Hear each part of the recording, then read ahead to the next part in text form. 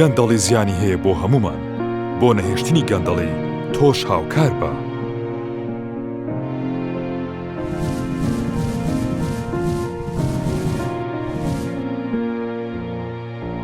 بۆ گەیاندنی هەواڵ و زانیاری دەربارەی تاوانی گەندەڵی پەیوەندی بکە بە هێڵی گەرم 10 15.